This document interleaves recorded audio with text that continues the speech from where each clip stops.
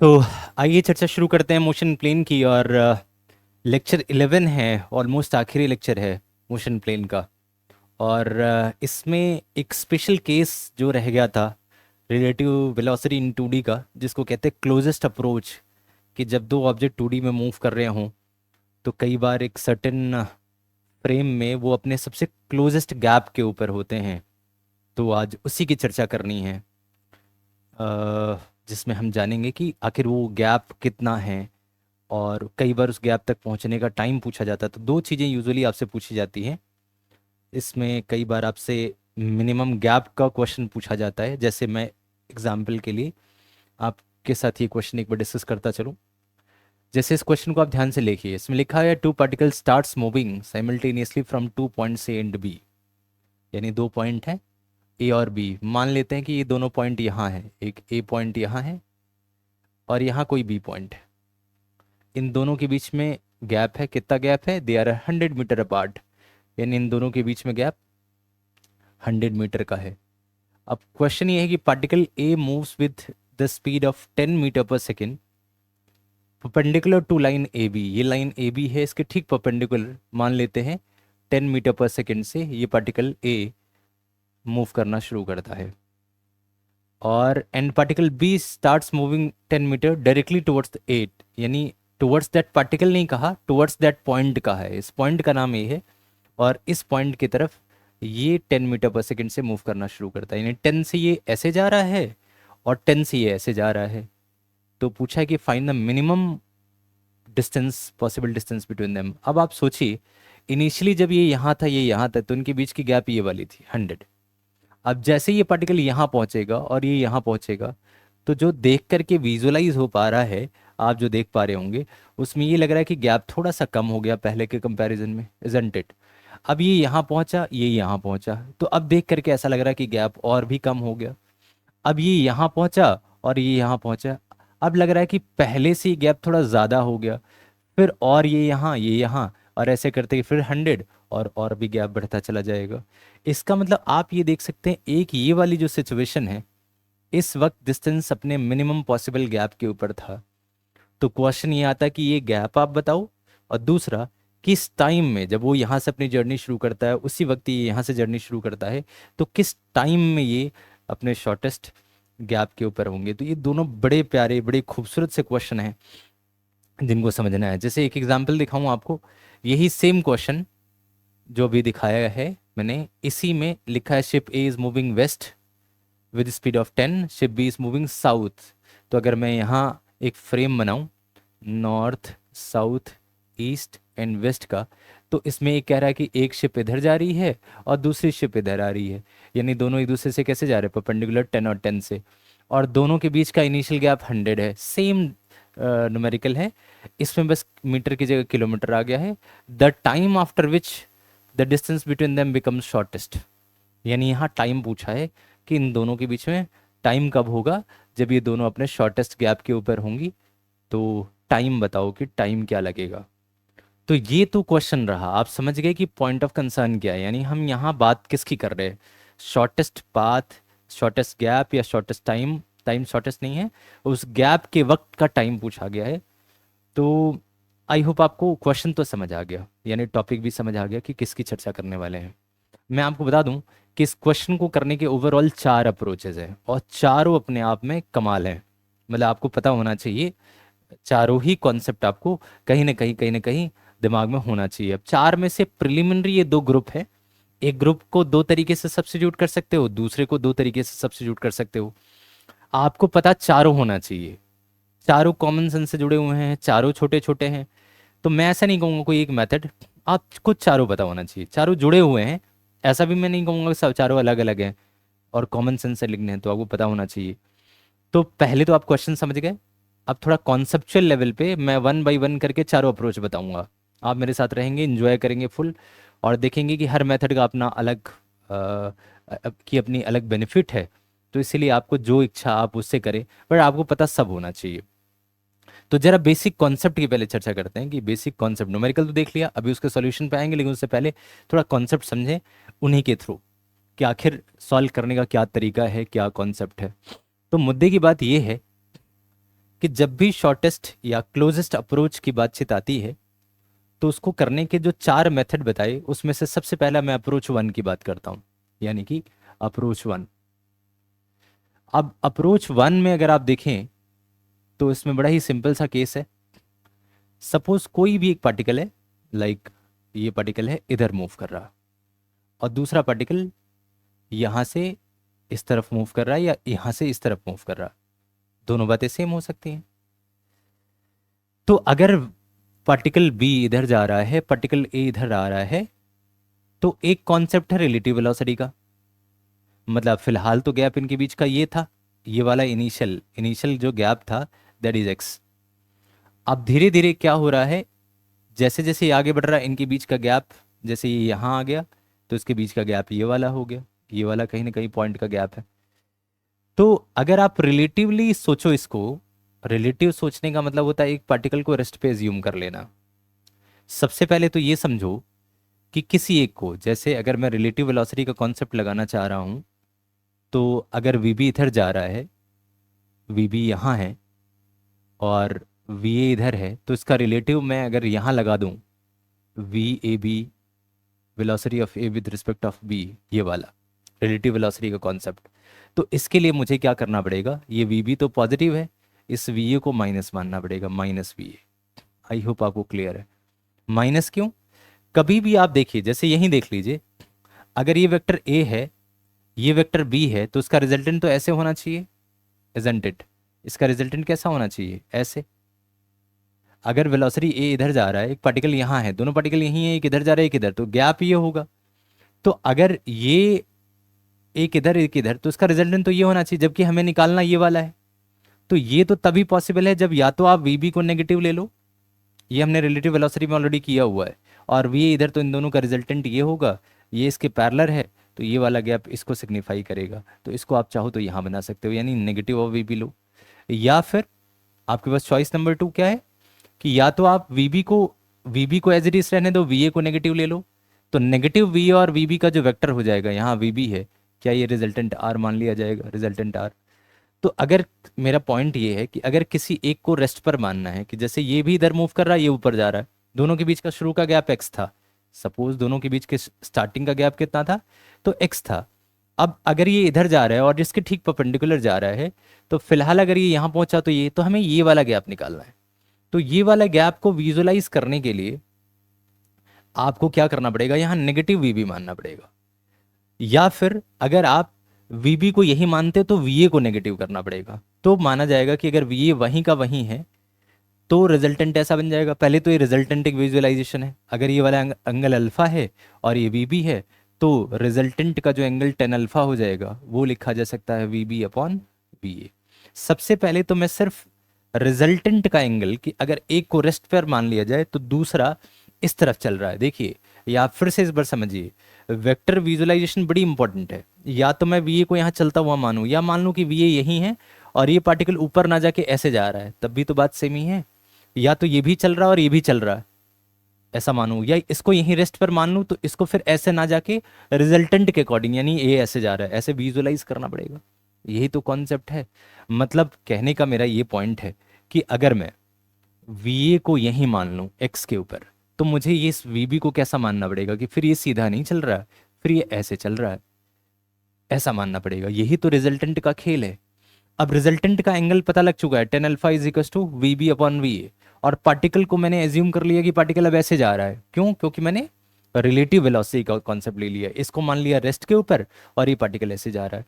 तो अब आप देखिए, ये पार्टिकल इतना दूर है, फिर जब यहाँ आया होगा तो ये आया होगा, फिर इतना दूर आया होगा, फिर एक सर्टेन फ्रेम में यहाँ आया होगा, यहाँ, फिर ऐसे, ऐसे, फिर ऐसे चला गया होगा।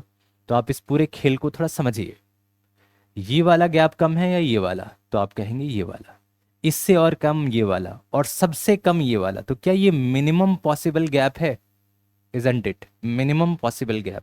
आपको ये तरीका बहुत अच्छा ना समझ आए तो उसको दूसरा तरीका बताऊंगा, 4 है हमारे पास, तो इसे कोई प्रॉब्लम वाली बात नहीं है। वैसे इसका फॉर्मूला इंपॉर्टेंट है, इसीलिए मैं इसको करा रहा हूँ। तो ये वाला क्या मिनिमम पॉसिबल गैप हो जाएगा रिलेटिवली, फिर ये ज़्यादा, फिर ये ज़्यादा, और ज़्यादा और ज़्यादा और ज़्यादा, यानी हमें ये वाला निकालना है। इसको हम लिख सकते हैं वाई, वाई का मतलब मिनिमम गैप, मिनिमम गैप। तो क्योंकि मैं रिलेटिव का कॉन्सेप्ट लगा रहा हूँ तो मैं यहाँ एक ट्रायंगल बना सकता हूँ, और ट्रायंगल में ये वाई, ये एक्स और ये वाला अल्फा है, जिस अल्फा को हम पहले ही निकाल चुके हैं, ये वाला अल्फा हम पहले ही क्या कर चुके हैं, निकाल चुके हैं, तो वाई बाई एक्स। तो ये ठीक परपेंडिकुलर है, 90 डिग्री वाला जो है वो बिल्कुल मिनिमम एंगल आ रहा है। तो अगर यहाँ y निकालना हो मुझे, तो क्या y का फार्मूला हो जाएगा x साइन अल्फा। कैसे, ट्रिग्नोमेट्री लगाई है मैंने, ये हाइपोटेनियस और ये परपेंडिकुलर, तो परपेंडिकुलर हाइपोटेनियस का रिलेशन क्या है, साइन अल्फा। तो sine alpha can be written as equals to Y by X, तो y इज इक्वल्स टू कितना हो जाएगा, x साइन अल्फा। तो अगर ये minimum gap x sine alpha आया और टेन अल्फा की वैल्यू हमें पता है, तो अगर हमें इस साइन को टेन के फॉर्म में निकालना पड़े, कन्वर्ट करना पड़े, तो आसानी से निकाल सकते हैं। कैसे, ध्यान से समझिए। टेन अल्फा की वैल्यू आप पहले से जानते हैं, टेन अल्फा की वैल्यू होती है sine alpha upon cos alpha, ये sir no, sine alpha upon cos alpha, ये बात तो आप जानते हो। सो साइन अल्फा की वैल्यू कितनी हो जाएगी, तो answer is tan alpha into cos alpha. ऐसा कर ही क्यों रहे, वजह बताता हूँ। क्योंकि आपको वीबी और वी से एक एंगल टेन अल्फा पता लग गया, तो या तो आप उस टेन को कोई ऐसा फॉर्मूला बनाओ जिसमें सिर्फ टेन ही हो, क्योंकि टेन आसानी से निकल रहा है, या तो फिर टेन को फिर कॉस निकालो, साइन निकालो, इन सब से फ्री होकर के क्यों ना एक ऐसा फॉर्मूला बना दे। मेन तो हमारे को यही फॉर्मूला था, कौन सा, y is equal to X sine alpha. Formula तो आ गया है, ये y मिनिमम, मिनिमम डिस्टेंस है, मिनिमम। लेकिन अब क्योंकि हमें टेन अल्फा पता है और साइन अल्फा के फॉर्म में है, तो मैं साइन को टेन के फॉर्म में कन्वर्ट कर देता हूँ। कन्वर्ट करने का ये तरीका है, जिसको कि आप चाहो तो टेन अल्फा, और कॉस अल्फा को चाहो तो वन अपॉन सेक अल्फा लिख सकते हो। और पता नहीं आपको ध्यान है या नहीं ध्यान है कि sec square theta, one sec square theta होता है one plus tan square theta के बराबर। तो सेक थीटा कितना हो जाएगा, so sec theta will be equal to one plus tan theta, tan square theta का अंडर रूट। तो यहाँ लिख सकते हैं सेक, और सेक की जगह ये वाला फॉर्मूला लिख सकते हो। सो साइन अल्फा की जो वैल्यू आ गई वो आ गई, ये तो सब वैल्यू किसकी आई है, साइन अल्फा की। तो टेन बाई सेक, तो ऊपर आ जाएगा टेन अल्फा अपॉन, और नीचे आ जाएगा one plus tan square alpha. तो क्या ये दोनों ही टेन के फॉर्म में आ गए, अगर दोनों ही टेन के फॉर्म में आ गए, तो जो y का फॉर्मूला हो जाएगा वो हो जाएगा x tan alpha upon root में one plus tan square alpha. ये वन टाइम फार्मूला है और बड़े ही कमाल का फार्मूला है। थोड़ा विजुअलाइजेशन में हल्की सी प्रॉब्लम आपको हो सकती है, हल्की सी, क्यों, क्योंकि मैंने पार्टिकल को क्या माना हुआ है, मैंने यहाँ पार्टिकल को इधर इधर जो जा रहे थे पार्टिकल, उसको इसको यहीं रेस्ट पर मान दिया, और रिजल्टेंट से एंगल निकाल लिया पहले टेन अल्फा। इस एंगल को निकालने का मेथड दूसरा भी है, अभी मैं जब मेथड टू बताऊंगा तो ये एंगल और अच्छे से विजुलाइज होगा।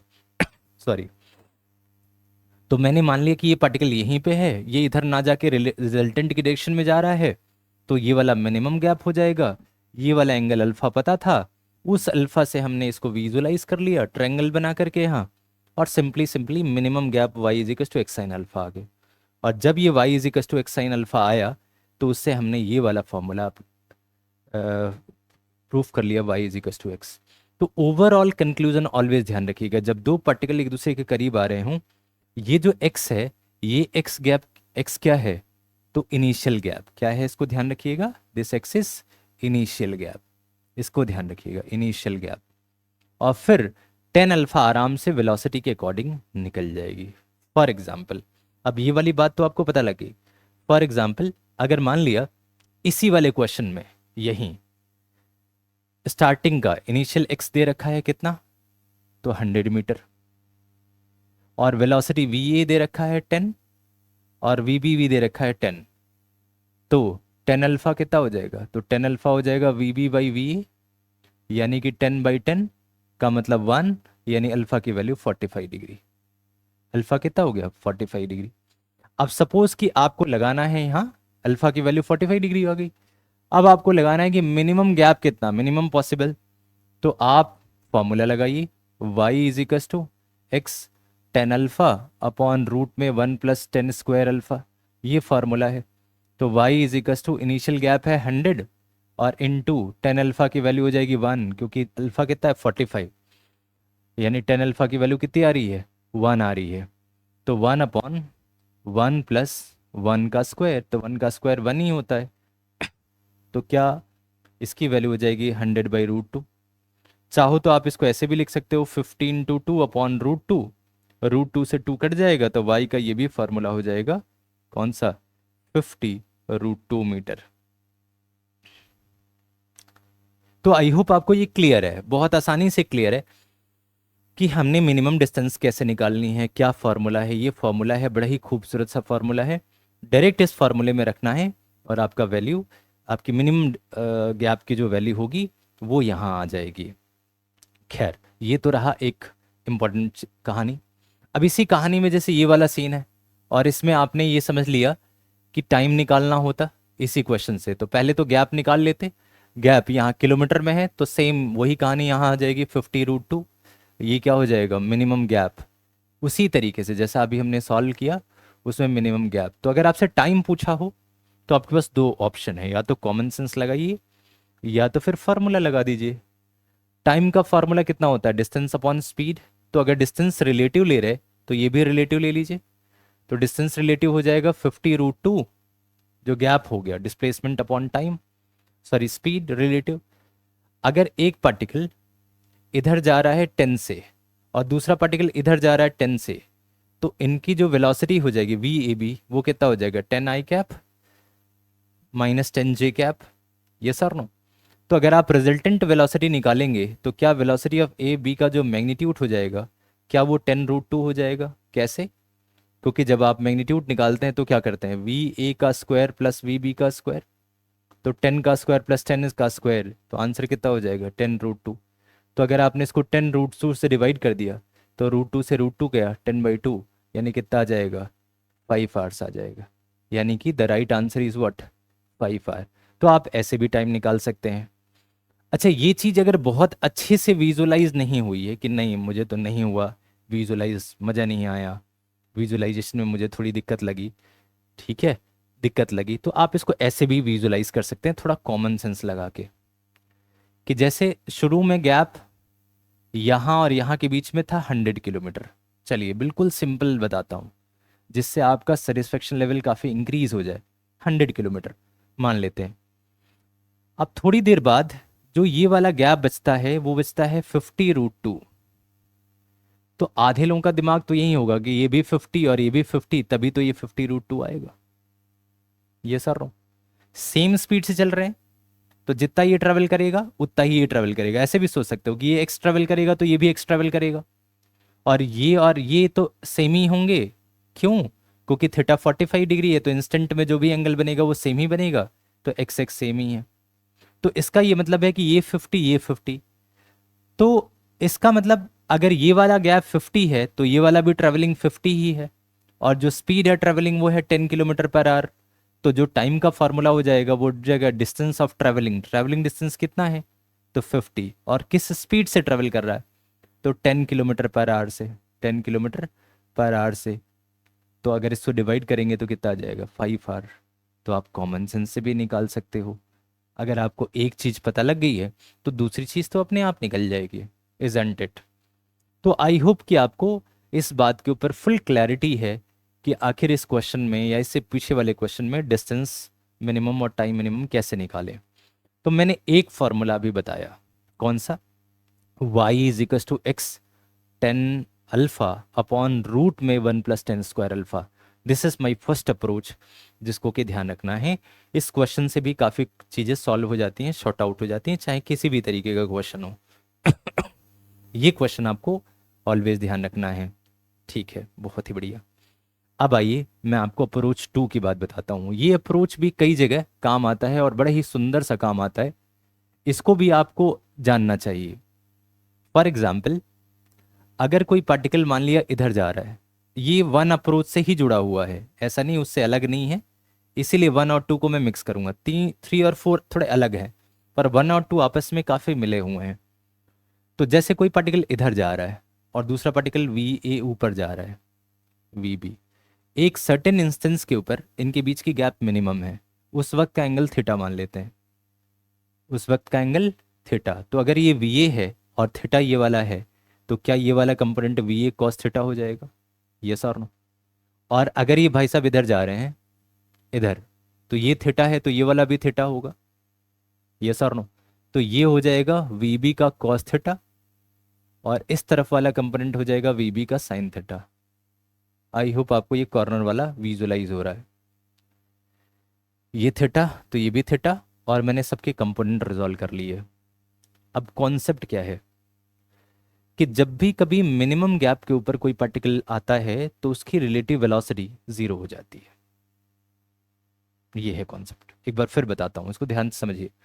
मान लिया एक पार्टिकल है यहाँ और दूसरा पार्टिकल है यहाँ, ये यहाँ से 10 की स्पीड में मूव कर रहा है, 10 मीटर पर सेकेंड से, और ये वाले भाई साहब यहाँ 30 की स्पीड से मूव कर रहे हैं, 30 मीटर पर सेकेंड से। तो क्या धीरे धीरे इसको कैच कर लेंगे? क्योंकि ये तो सिर्फ 10 से भाग रहा है और ये बहुत ज़्यादा 30 से मूव कर रहा है, तो ये से भाग जाएगा। रिलेटिव वेलोसिटी जो होगी वो 20, यानी आप ये कहोगे कि जो ए है वो बी को 20 मीटर से अप्रोच कर रहा है, अप्रोचिंग वेलोसिटी 20 हो जाएगी। अब सपोज ये 30 से घट करके 20 पे आ गया। अब मुझे बताओ क्या अभी भी ये इससे आके मिल जाएगा? ऑब्वियसली मिलेगा, क्योंकि ये स्लो स्लो भाग रहा है और ये तेज भाग रहा है, तो ये आके कहीं ना कहीं से मिलने वाला है। अब इसको घटा करके मैंने 15 कर दिया और ये अभी भी 10 से जा रहा है, तो अभी भी ये ज़्यादा है, मिलेगा। फिर सोचो ये 10 आ गया और ये भी 10 से जा रहा है, अब क्या होगा? क्या अभी भी ये इसकी तरफ आएगा? मतलब क्या गैप कम होगा? तो आंसर इज, अब गैप कम नहीं होगा। गैप कम क्यों नहीं होगा? क्योंकि जिस स्पीड से ये भाई साहब जा रहे हैं उसी स्पीड से तो ये भी चल रहा है। तो अब ये जो गैप होगा वो और ज्यादा नहीं घटेगा। क्यों नहीं घटेगा? क्योंकि अब इसकी स्पीड ज्यादा नहीं है, अब दोनों सेम सेम स्पीड से जा रहे हैं। अगर इसको इससे मिलना है, किससे? अगर इसको इससे मिलना है तो स्पीड ज्यादा होनी चाहिए। तो ये जो गैप हो गया, अब इससे फर्दर गैप डाउन होना शुरू नहीं होगा। इसी डिस्टेंस को डिस्टेंस मिनिमम कहेंगे। और ध्यान दीजिए, तो क्या डिस्टेंस मिनिमम कब आई है? जब दोनों की वेलोसिटी सेम है। सेम का मतलब relative velocity V A minus V B, यानी 10 माइनस 10 कितना हो गया? जीरो। इसीलिए मैंने आपको कहा कि हमारे पास एक खूबसूरत फार्मूला है कि जिस वक्त डिस्टेंस मिनिमम होता है उस वक्त रिलेटिव वेलोसिटी का गैप कितना हो जाता है? जीरो। इंपॉर्टेंट स्टोरी ध्यान रखनी है, जीरो हो जाता है। अगर ये बात आपको पता लग गई, इसका मतलब ये जो अलोंग डी जो वेक्टर है, जो ये मिनिमम डिस्टेंस है अलोंग डी, उसके अलोंग जो कंपोनेंट हो जाएगा, जैसे ये वी बी है, तो यहाँ थोड़ा सा विजुलाइजेशन में थोड़ी गड़बड़ है। अगर ये वी बी है, यहाँ ध्यान रखिएगा, यहाँ, तो इस वी बी के दो कंपोनेंट्स बन सकते हैं। एक तो इस तरफ वी बी कॉस थीटा और एक इस तरफ वी बी साइन थीटा। अब ये कंपोनेंट क्यों इंपॉर्टेंट है? क्योंकि जो इनकी वेलोसिटी अलोंग डी है वही तो जीरो हुई है अलोंग डी, मतलब ये कम और नहीं होगा। पहले ये कम हो रहा था पर अब ये कम होना नहीं है, अब ये कम नहीं हो रहा है। तो इस पर्टिकुलर इंस्टेंस में डी के अलोंग जो रिलेटिव वेलोसिटी होगी वो कितनी होगी? तो डी के अलोंग जो रिलेटिव वेलोसिटी होगी वो कितनी होगी? वी बी साइन थीटा, अब ध्यान से देखिए, minus V A cos theta. ये ठीक बराबर हो जाएगी किस चीज के? जीरो। फिर से समझिए, डी के अलोंग वी बी का कंपोनेंट कितना है? V B sine theta. इस वी ए का कंपोनेंट कितना है? V A cos theta. तो डी के अलोंग जो वेलोसिटी होगी, रिलेटिव वेलोसिटी, वो कितनी हो जाएगी? जीरो। ऐसे में वी बी साइन थीटा ठीक बराबर हो जाएगा किस चीज के? वी ए कॉस थीटा के। यानी कि साइन बाई कॉस 10, यानी 10 थीटा का फॉर्मूला हो जाएगा V B by V A. यानी जिस वक्त मिनिमम गैप आया है उस वक्त का जो एंगल होगा वो इन दोनों के रेशियो के बराबर होगा। क्या ये पिछले जैसा ही नहीं है? बस इसमें एक स्पेशल केस है। अगर मान लिया वी बी और वी ए बराबर हैं, इसमें केस समझिए कौन सा केस है। केस ये है कि if V B is equals to, मान लेते हैं क्या है, वी बी ठीक बराबर है किस चीज के? वी ए के। तो उस वक्त का टेन थीटा कितना हो जाएगा? वी अपॉन वी, यानी 1। यानी कि जो मिनिमम गैप बनेगा, मिनिमम गैप, उस वक्त का ये वाला एंगल 45 डिग्री हो जाएगा। 45, क्योंकि दोनों सेम स्पीड से ट्रेवल करते। अब अगर ये आ गया तो बाकी कॉमन सेंस आप लगा लेंगे। कैसे? अगर ये सेम स्पीड से जा रहा है, ये भी सेम स्पीड से जा रहा है, और ये यहाँ से यहाँ तक आया है, तो अगर ये एक्स ट्रेवल किया होगा तो इसने भी एक्स ट्रेवल किया होगा, क्योंकि दोनों की स्पीड कैसी है? सेम है। इसने भी कितना ट्रेवल किया होगा? एक्स। और ये एक्स है और ये एंगल 45 डिग्री है, ये एंगल 45 डिग्री है, तो इसका मतलब ये भी एक्स होगा। तो एक्स और एक्स, ये जो गैप था तो 2x इज इक्वल टू 100, यानी x की वैल्यू कितनी आ गई 50। अगर शुरू का गैप मान लिया 100 था तो x की वैल्यू कितनी आ गई 50, यानी ये भी 50, ये भी 50, तो ये शॉर्टेस्ट गैप हो जाएगा 50√2। ये कॉमन सेंस वाला मेथड है। केवल एक बात यहाँ नहीं है, क्या, कि V B minus V B sine theta minus V A cos theta, यानी अलोंग डी जो कंपोनेंट होता है वो जीरो, तो फटाफट जीरो से इक्वेट करके टेन थीटा ले आना है। और अगर वेलोसिटी सेम हुई तो वन आ जाना है, या उसी के अकॉर्डिंग प्रोपोर्शन बन जाएगा अगर कोई अलग एंगल होगा तो आप सॉल्व करके फटाफट वो गैप ले आएंगे, आपको मिनिमम डिस्टेंस आ जाएगा। इसी में अगर टाइम निकालना होता तो अगर ये 50 है तो ये भी 50 है, और इसको इसको ये जो मूव कर रहा है वो 10 की स्पीड से, तो जो टाइम हो जाएगा वो 50/10, यानी कि हो जाएगा 5 आवर। तो आई होप आपको ये क्लियर है। तो फर्स्ट मेथड और सेकेंड मेथड, ये दोनों मेथड आपस में लिंक्ड है। ज़्यादा अच्छा मेरे को लगता है फर्स्ट वाला, क्योंकि उसमें फॉर्मूला डायरेक्ट आपको याद हो जाएगा, y is equal to X 10α/1 √1 + 10² alpha, और x इनिशियल गैप होगा और 10α vb/va, यानी दोनों की वेलोसिटीज का रेशियो निकालेंगे। और ये दूसरा उसी से जुड़ा हुआ है, किसी किसी का अगर कॉमन सेंस काम करता है तो वो सेकेंड अप्रोच भी यहाँ आसानी से लगा सकता है। तो आई होप कि आपको ये दोनों अप्रोचेस क्लियर हुए, थोड़ा सा आइडिया लगा। अब आ जाते हैं थर्ड अप्रोच की तरफ, अप्रोच नंबर 3। अब ये जो सेकेंड अप्रोच है, इसमें आपका दिमाग कितना काम करता है, क्योंकि ये एंटायरली विजुअलाइजेशन का कॉन्सेप्ट है। फटाफट आपने कंपोनेंट बनाए। अब अब एक बार कंपोनेंट बना करके याद है, तो आज के बाद जब भी कोई आएगा तो आप वेलोसिटी देख लेंगे, ज़्यादातर सेम ही आता है। तो आपने उन दोनों को विजुलाइज कर लिया, एंगल निकाल लिया, और सेम अगर वेलोसिटी है तो 45 पे ही आना है, तो डिस्टेंस सेम होगी, फिर हाफ हाफ करके और डिस्टेंस निकाल सकते हैं। थोड़ा टेक्निकल चलते हैं, लेकिन सेकेंड और फर्स्ट से कई बार वो क्वेश्चंस नहीं होते जो वेक्टर के साथ आते हैं, आई जे कंपोनेंट के साथ आते हैं, वेक्टोरली जिनकी डीलिंग करनी होती है वो नहीं होते। तो हमें कोई यूनिवर्सल प्रोस्पेक्ट चाहिए जिससे कि हर तरीके का क्वेश्चन सॉल्व हो जाए, चाहे वो किसी भी तरीके का हो, और हर जगह अप्लाई भी हो जाए, किसी भी तरीके के क्वेश्चंस में आप अप्लाई कर सकें। तो एक मेथड है, थोड़ा सा लंबा एलोंगेटेड मेथड है, और फोर्थ इसका शॉर्टकट भी बताऊंगा। तो थर्ड वाला जो अप्रोच है वो यूनिवर्सल है और मैथमेटिकल वे है। हर जगह ज़्यादातर लोग मैथमेटिकल अप्रोच लगा लेते हैं। अब वो मैथमेटिकल अप्रोच क्या है वो समझिए जरा। बड़ा ही खूबसूरत सा अप्रोच है। सपोज यहाँ से यहाँ तक का इनिशियल गैप एक्स है, और एक पार्टिकल इधर जा रहा है वी ए की स्पीड से, और ये भाई साहब वी बी की स्पीड से, राइट बच्चों। या इसको वी वन और वी टू मान लो तो ज़्यादा अच्छा है, कि चलो ये वी वन की स्पीड से ऐसे जा रहा है और ये v2 की स्पीड से इधर जा रहा है। ठीक है, मान लेते हैं ये वो इंस्टेंस है जिस वक्त इनकी डिस्टेंस मिनिमम हुई है। क्या हुई है, इस अप्रोच को थोड़ा ध्यान से देखिएगा, सबसे ज़्यादा लोग इसी को यूज़ करते हैं। तो अगर ये डिस्टेंस मिनिमम है, ये वाला, तो अगर ये टोटल डिस्टेंस x था, और अगर ये v1 से चल रहा और यहाँ ये t टाइम में पहुँचा है, तो क्या ये वाला गैप हो जाएगा x माइनस v1t। बिल्कुल प्योर मैथमेटिक्स है। टोटल x और ये वाली जो डिस्टेंस होगी वो कितनी हो जाएगी, तो ये वाली डिस्टेंस हो जाएगी v1t। आप जानते ही हैं v1t, तो x में से v1t माइनस करेंगे तो ये वाला आ जाएगा। और अगर ये पार्टिकल v2 से चल रहा है तो सेम t टाइम में वो यहाँ पहुँच गया है, तो ये वाली जो डिस्टेंस है वो कितनी है, v2t है। ये सर नो, मैं कैलकुलस से इस बात को करूंगा। Approach third is approach of calculus. तो अगर ये पूरी की पूरी स्टोरी है दिस एंड दिस, तो क्या ये वाला जो z आ जाएगा, z जो कि एक क्या है, मिनिमम गैप है।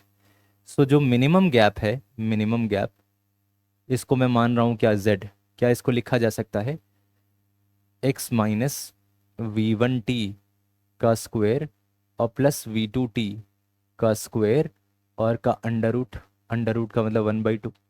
ये सर लो, क्या ऐसा लिखा जा सकता है। मैं वेरिएबल में लेकर के चल रहा हूँ, फाइनली हम अपना आंसर कर लेंगे अपने अकॉर्डिंग। अब जरा ध्यान दीजिए, क्या ये z टाइम के फंक्शन में है, क्योंकि x तो कांस्टेंट ही है, v1 v2 भी कांस्टेंट वेलोसिटीज हैं जिससे पार्टिकल चल रहा है। तो अगर आप ध्यान दें तो क्या z टाइम के फंक्शन में है।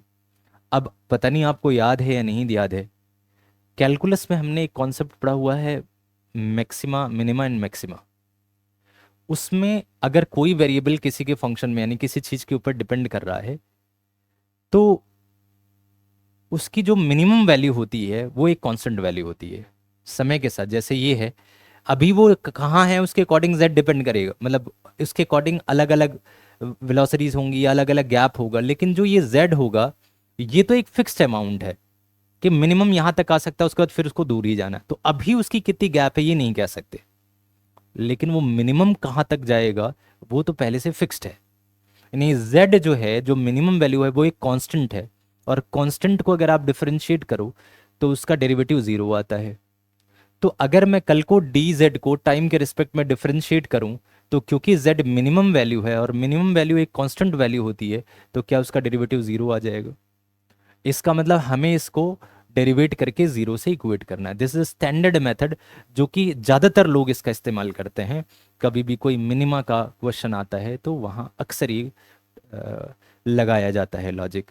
ऐसा नहीं कि ये बहुत टफ है, बस इसमें थोड़ा सा विजुअलाइजेशन आपको चाहिए, थोड़ा कैलकुलस वाला पार्ट अगर आप गलत ना करें तो आइए जरा इसको इक्वेट करते हैं। चलो इसको डिफरेंशिएट करें। अब डिफरेंशिएशन में एक खास बातचीत है, क्योंकि यहाँ थोड़ा कॉम्प्लेक्सिटी दिख रही है, बहुत सारे टर्म्स का कॉम्बिनेशन दिख रहा है, तो इस पूरे को सिंगल z मान लो और इसकी पावर 1/2, तो आ जाएगा 1/2 अगर डेरिवेट करें तो। और इस पूरे को एज इट इज छोड़ दो, x minus V one T का स्क्वायर और plus v2 square t2 square, yes sir no, और 1/2 - 1। तो 1/2 - 1 को मैं सीधा सीधा लिख देता हूँ, कितना आ जाएगा -1/2 इंटू, अब ये तो इसका डेरिवेटिव हो गया, फिर इनटू अब अंदर वाले का डेरिवेटिव करेंगे। अंदर वाले को डेरिवेटिव यहाँ रख के और इन सब का इक्वस टू जीरो करना है। क्या करना है, इक्वेट करना है किसके साथ, जीरो के साथ। जीरो के साथ क्यों, क्योंकि डेरिवेटिव जीरो है, तो इसको जीरो के साथ इक्वेट करना है। अब मान लेते हैं यहाँ समथिंग आ जाता है, अंदर वाले का आ जाता है कुछ यहाँ समथिंग, और इसके साथ इनटू में है। तो एक बात मुझे बताओ, जब ये सारा टर्म इस समथिंग के साथ इनटू में है, तो जब ये राइट साइड डिवाइड में जाएगा तो जीरो ही हो जाना है, 0/समथिंग क्या हो जाना है, जीरो।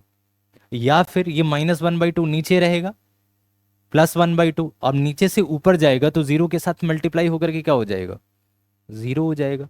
इसका मतलब ये वाला पूरा टर्म तो आप चाहो तो हटा सकते हो, इसकी कोई वैल्यू नहीं है, क्योंकि इस समथिंग के साथ ये मल्टीप्लाई में है, इनटू समथिंग। अब समथिंग वाला अंदर वाले का, तो हम मेनली क्या करेंगे, अंदर वाले को डेरिवेट करेंगे। तो आई होप कि आपको ये बात क्लियर हुई कि आपको यहाँ करना क्या है।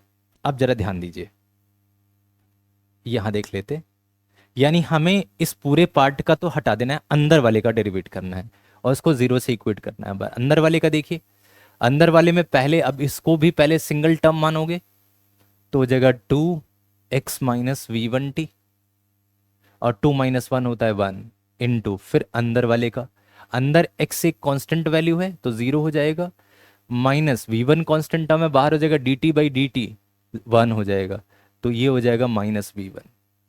अब ये चीज़ तो थोड़ी कैसे मैं कर रहा हूँ, इसके लिए थोड़ी प्रैक्टिस चाहिए आपको। अगर आपको कमांड है तब तो आपको समझ आ गया होगा, अदरवाइज आप थोड़ी सी ना मल्टीपल टर्म्स को डेरिवेट करने को सीखिए, कहीं कोई प्रॉब्लम हो तो बताइए।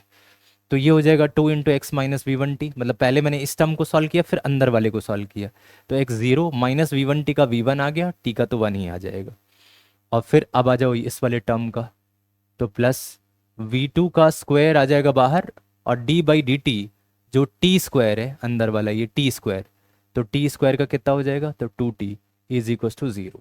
आई होप आपको ये कहानी क्या है, क्लियर है। 2t कितना हो जाएगा, 0। तो अभी इसको थोड़ा सा और सॉल्व करते हैं, तो ये हो जाएगा 2x - 2v1t और इंटू v1, ये वाला v1 है, तो इस पूरे के साथ क्या आ रहा है, माइनस और v1 और प्लस v2 का स्क्वायर इंटू 2t = 0। चलिए इसको थोड़ा एक्सपेंड करिए, तो -2x v1 और -2t कितना, v1 का स्क्वायर और प्लस 2t v2 का स्क्वायर, और ये माइनस माइनस बीच में कैसा हो जाएगा, प्लस। जब ये v1 माइनस इसके साथ मल्टीप्लाई होगा अंदर वाले के साथ तो प्लस हो जाएगा।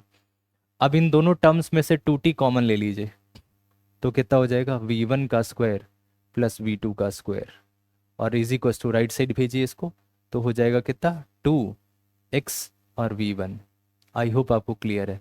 2 से 2 चाहे तो काट सकते हैं, तो t का जो फार्मूला मिला वो कितना मिला, तो x into V1 upon V1 का स्क्वायर प्लस V2 का स्क्वायर, ये टाइम मिनिमम का फॉर्मूला आ गया।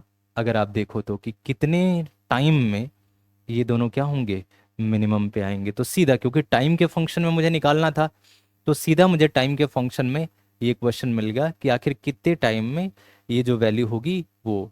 अब इसी टाइम की वैल्यू एक्स में रख करके एक्स मिनिमम भी आ सकता है। तो अपने पास दोनों चॉइस हैं। अब ये जो वैल्यू आई है ये हमारे कितने काम की है, ये तो तब पता लगेगा जब हम क्या करेंगे, इसको विजुलाइज करेंगे क्वेश्चन के अंदर।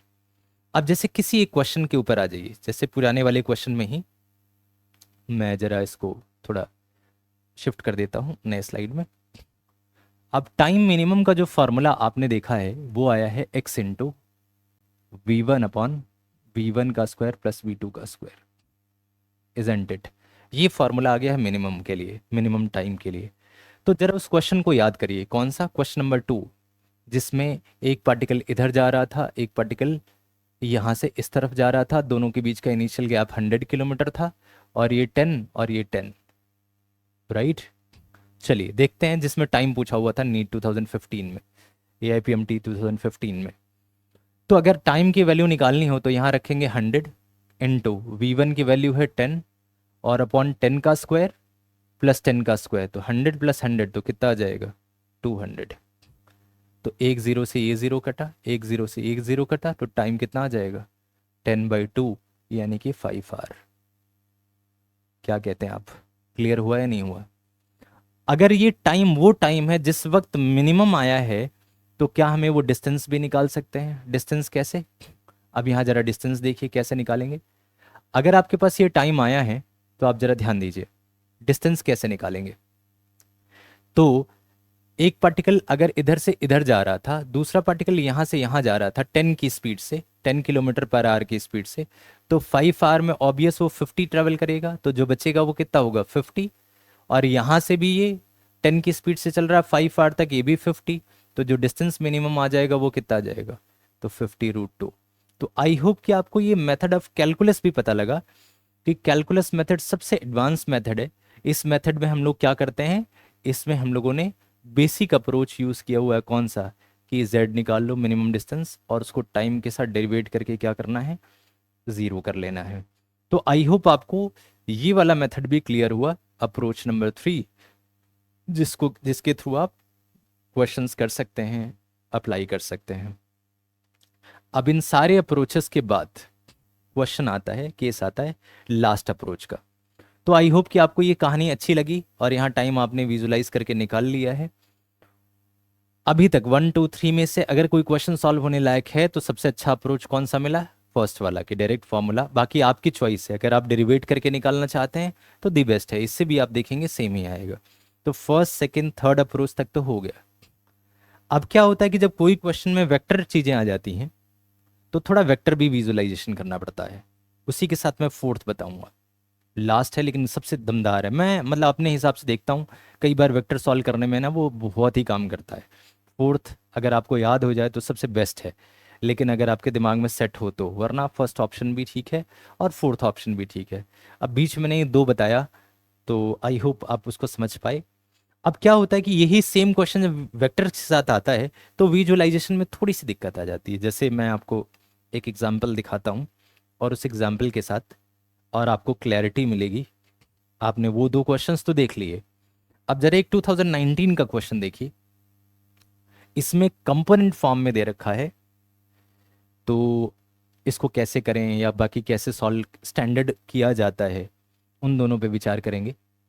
जैसे इसमें देख लिखा है ship A is selling towards north east, मतलब मैं यहाँ अगर इसकी प्रोजेक्शन के साथ थोड़ा बनाऊं तो इसमें लिखा हुआ है ship A is selling towards north east. North east का मतलब अगर ये नॉर्थ है, साउथ, ईस्ट और वेस्ट, इसका मतलब जो पार्टिकल सेल कर रहा है वो इस तरफ कर रहा है, कौन सी स्पीड के साथ, यानी जो वेलोसिटी ऑफ ए है वो दे रखा है 30 i कैप और प्लस 50 j कैप।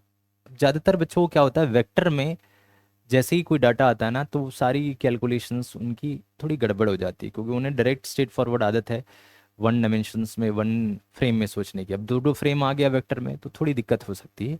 खैर पहले इसको समझ लें। तो जो ए पार्टिकल है वो ऐसे जा रहा है इस वेलोसिटी के साथ।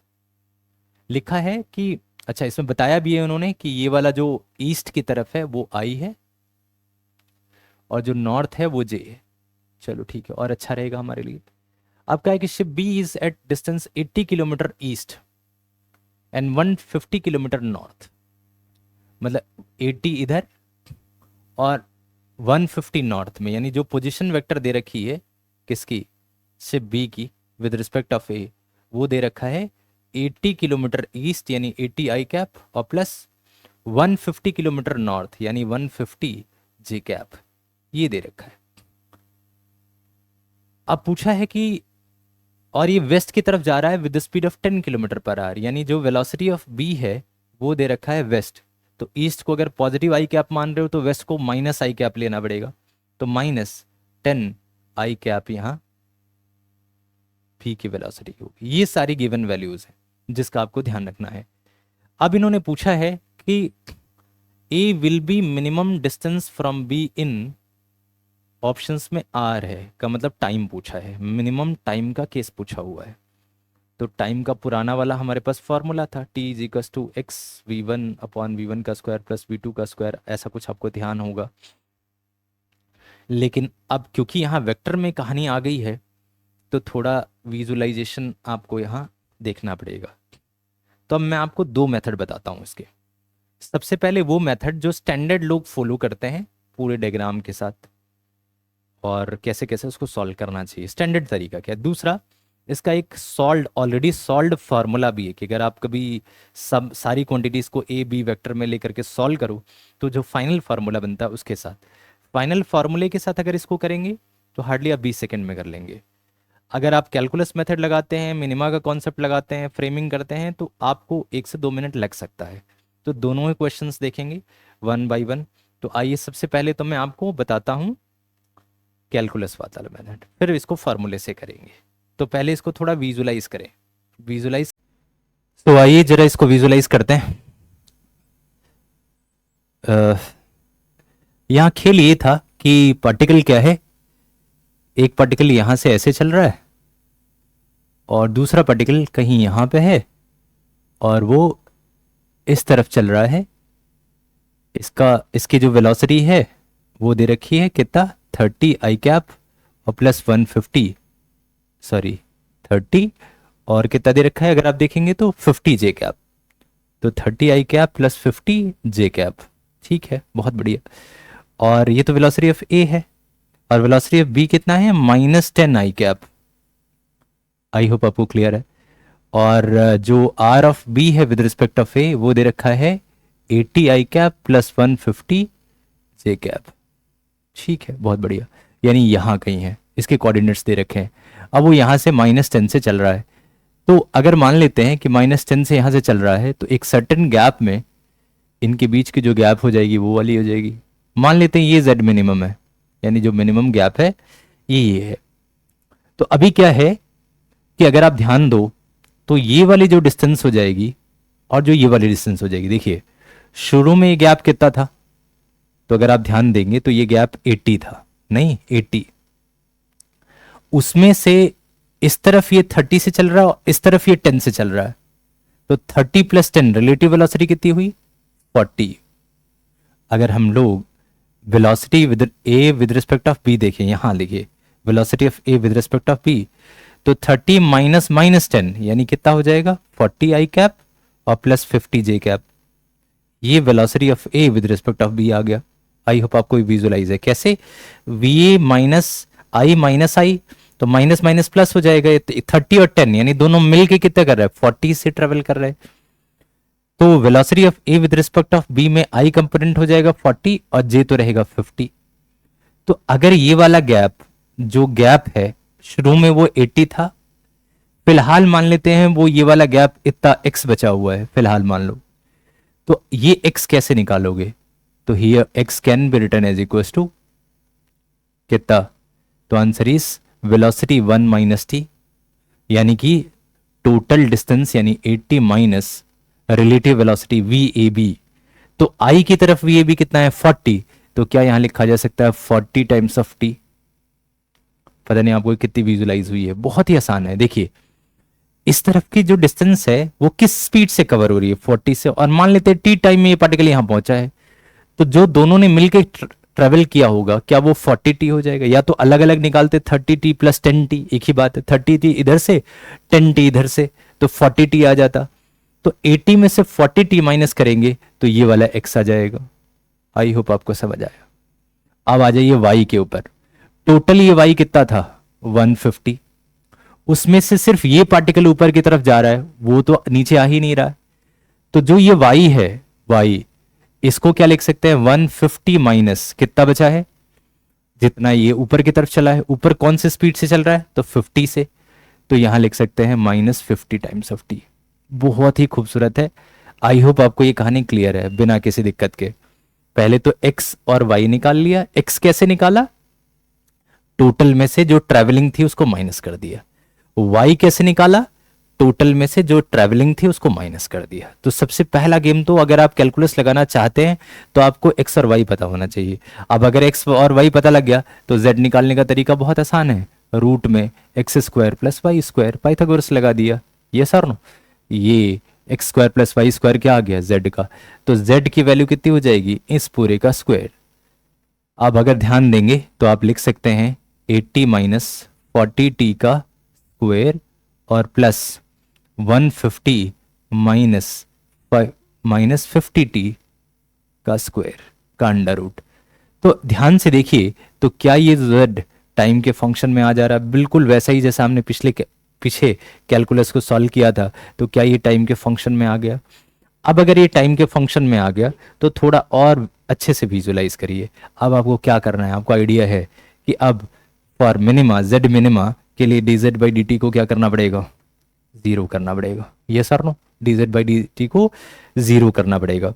अब जीरो करने के लिए, अब एक कहानी तो आपको समझ आ गई कि इसको जीरो करना पड़ेगा। आई होप आपको विजिबल है।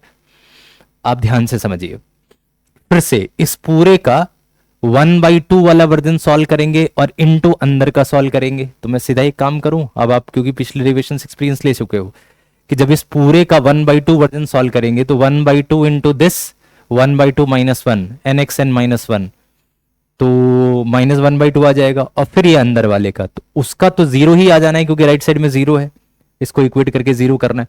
तो हमें सिर्फ अंदर वाले को डेरिवेट करना है, टाइम बचेगा थोड़ा, इसलिए मैं सीधा अंदर वाले को डेरिवेट करता हूं। अंदर वाले को डेरिवेट करोगे तो इसकी पावर 2 है, तो 2 टाइम्स ऑफ 80 माइनस 40t और इनटू फिर इसके भी अंदर वाले का, यानी ये 80, तो 80 कांस्टेंट है 0 और 40t का हो जाएगा -40, ये हो गया प्लस। आई होप आपको समझ आया। जब भी आप धीरे धीरे प्रैक्टिस हो जाएगी आपको ना डिफरेंशिएशन आसान हो जाएगा आपके लिए। तो आई होप आपको आता है, नहीं आता है तो थोड़ी प्रैक्टिस करेंगे तो चीजें क्लियर हो जाएंगी। ऐसे ही फिर इसका देखिए, इसकी भी पावर 2 है तो 2t2 माइनस 1 1 ही होता है, जैसे इसकी पावर 1 ही होगी। ऐसे ही इसको यहां रखेंगे 2 और 2 इंटू 150 और माइनस 50t और 2 की पावर 1 और इंटू ब्रैकेट में -50 आ जाएगा, इज इक्वल टू 0। अब इस टर्म को सॉल्व करिए तो कितना आ जाएगा, 40 इंटू 2 कितना, तो -80। अब एक काम करते सीधा मल्टीप्लाई करते, तो 40 इंटू टी 80 को 80 से करेंगे तो कितना आ जाएगा 1600, वो भी माइनस में। और फिर 40 इंटू 2 80 को 40 से करेंगे तो कितना आ जाएगा, तो माइनस माइनस प्लस 3200 टी आ जाएगा। आई होप आपको ये चीज डायरेक्टली समझ आ रही है। और प्लस 50 इंटू 2 100 होता है, 100 को अगर 150 से करेंगे तो आ जाएगा 15 क्या 1000 के आसपास, 15,000। थोड़ा बहुत कैलकुलेशन होगा तो भी देख लेंगे। फिर 100 को अगर 5 से करेंगे तो कितना आ जाएगा -5000 t इज इक्वल टू 0। वो कहानी अभी क्लियर हो जाएगी कि हमने क्या गलती करी है क्या सही। अब माइनस प्लस का देखिए, जब ये 150 से मल्टीप्लाई होगा तो ये ओवरऑल माइनस में हो जाएगा और ये वाला टर्म किस में हो जाएगा, प्लस में। तो आई होप आपको ये सारी कहानी क्लियर हो रही है कि यहाँ क्या क्या है। तो ये 40 और 2 1600 आ गया और 150 और 50 का, आई होप आपको चीज़ें समझ आ रही हैं। तो अभी हमने फिर से एक बार इसको चेक कर लेते हैं। 80 इंटू 2 1600, सॉरी 40 इंटू 2 80, 80 इंटू 80, तो 8 इंटू 8 कितना होता है 64। देखिए यहाँ गड़बड़ी हुई है, यहाँ कितना हो जाएगा 6400। फिर से एक बार कहता हूँ, या तो आप चाहें तो ओपन करके कर सकते हैं, वन टाइम ही करना है तो 40 इंटू 280, 80 इंटू 80 कितना होता है 6400। ऐसे ही 80 को 4 से करेंगे तो 3200। ऐसे ही 15 को 5 से, 15 को अगर 10 से करेंगे तो 15,000 आ जाएगा। और फिर से 15 टू 10 100 है, 100 को 5 से 50 से करेंगे तो 50,000 आ जाएगा। तो आई होप कि आपको यहाँ तक की कहानी आराम से क्लियर है। अब ये टर्म टी का है और ये टर्म टी का है, दोनों प्लस करना है। तो 5000 इंटू 3200, तो अप्रोक्स आ जाएगा कितना 8200 T can be return as equal to, ये दोनों माइनस में है, प्लस करके राइट साइड भेज सकते हैं तो आ जाएगा 15,000 और प्लस 6400। आई होप आपको क्लियर है। तो टी की वैल्यू कितनी हो जाएगी, तो 15 और प्लस 6000 अप्रोक्स कितना होता है, अगर आप देखें तो अप्रोक्स कितना होगा। तो आप चाहे तो जोड़ भी सकते हैं, जोड़ने के लिए 00 तो ये आएगा ही, और 30 का 0 के साथ जोड़ेंगे तो 4, 6 5 11 का 1 और 1 1 2, तो दिस डिवाइड बाई 8200, जिसमें से 0 से 0 सिंप्लीफाई करेंगे तो टाइम का फार्मूला आ जाएगा 214 डिवाइड बाई 82। अब 214 डिवाइड बाई 82 को प्रैक्टिकली अगर आप सॉल्व करते हैं तो आप देखेंगे 8216 यानी 2 पॉइंट समथिंग सेकेंड आ जाएगा, 2 पॉइंट समथिंग सेकेंड। क्या 2 पॉइंट समथिंग सेकेंड ऑप्शन में है, आप देखें तो 2 पॉइंट समथिंग में दो हैं, एक तो 2.2 और दूसरा 2.6। तो ये देखेंगे किस तरफ ज़्यादा है। वैसे तो आप इसको प्रॉपर भी सॉल्व कर सकते हैं, बट थोड़ा अगर आप दिमाग लगाएं हल्का सा तो आप ये देख सकते हैं, या तो कई लोग इसको सिंप्लीफाई भी कर सकते हैं कि 214 का हो जाएगा 107 और ये हो जाएगा कितना 41। तो 107 बाई 41 सिंप्लीफाई करेंगे तो 40 इंटू 2, 40 इंटू 3 120 के आसपास है, तो ये 120 के काफी करीब है, यानी 3 से इसका मतलब 2.5 से ज्यादा ऑप्शन है। तो 2.5 से ज्यादा वाला ऑप्शन कौन सा है, तो 2.6 है। आप अगर एग्जैक्ट करेंगे तो आपको ये एग्जैक्ट आंसर भी मिल जाएगा 2.6, यानी 107 अपॉन 41, ये इसका राइट क्या हुआ आंसर आया। तो आपने देखा मेथड ऑफ कैलकुलस लगाया इस क्वेश्चन में, हमने पहले आर ए बी निकाल लिया। मैं आपको फिर से समझा देता हूं, थोड़े प्यार से समझ लीजिए आप। पहले हमने क्या किया कि एक्स एक्सिस और वाई एक्सिस, एक्स और वाई निकाल लिया, और वो हमने एक्स और वाई रिलेटिव वेलोसिटी का कॉन्सेप्ट लगा करके विजुअलाइज किया, और एक्स वाई करके जेड निकाला, और जेड मिनिमा का कॉन्सेप्ट लगाया कैलकुलस से, और मिनिमा में इसको डिफरेंशिएट किया, डिफरेंशिएट करके जीरो से इक्वेट किया, और हमने इसको सॉल्व कर लिया टाइम मिनिमम। तो ये तीसरा अप्रोच का एक और एग्जाम्पल था जिसमें हमने थर्ड अप्रोच को यूज किया। ज्यादातर लोग अगर आप देखेंगे तो इसी मेथड का यूज करते हैं, इस मेथड से सॉल्व करते हैं। अब मैं आपको फाइनल कंक्लूजन देता हूं, मेथड नंबर 4 शॉर्टकट। जब अगर आप इसी सेम कहानी को वेरिएबल्स के फॉर्म में प्लेस करें, R1 R0 initial A1 R1 R2, अगर वेक्टर्स के फॉर्म में लेकर के सॉल्व करें तो एक खूबसूरत फॉर्मूला बनता है डिस्टेंस मिनिमम का। ठीक है, इसको आप कहिए अप्रोच 4। ऑलमोस्ट आप देखेंगे सारे क्वेश्चन इससे हो जाते हैं। अप्रोच कौन सा 4।